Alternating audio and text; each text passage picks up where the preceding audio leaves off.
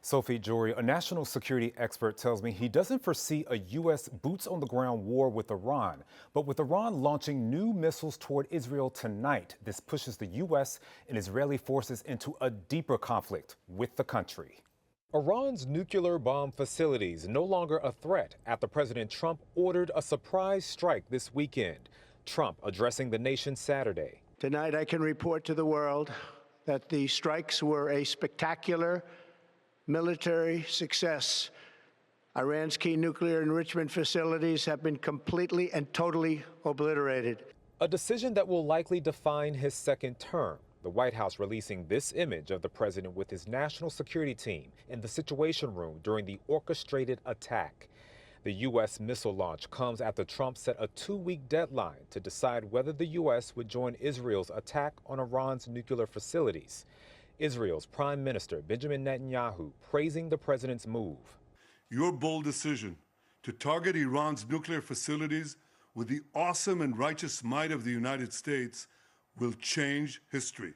A U.S. official tells ABC News B-2 stealth bombers were used in the strikes, but it was not clear at which locations seen here on this map. This is pretty significant. National security analyst Hal Kempfer doubts the strikes will lead to U.S. military boots on the ground because of Iran's sprawling terrain. But he says the U.S. will have to prepare for direct and indirect retaliation. The fear is retribution. The fear is that Iran would use its clandestine network, either directly or indirectly through its proxies around the world, to include Los Angeles, where they might do some sort of terrorist strike, asymmetric attack to further what they would perceive as their interests in that regard.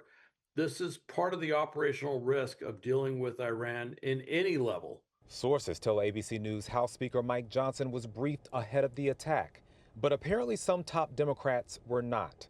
Minority House Leader Hakeem Jeffries posting on X, quote, "I pray for the safety of our troops in the region who have been put in harm's way. President Trump misled the country about his intentions, failed to seek congressional authorization for the use of military force.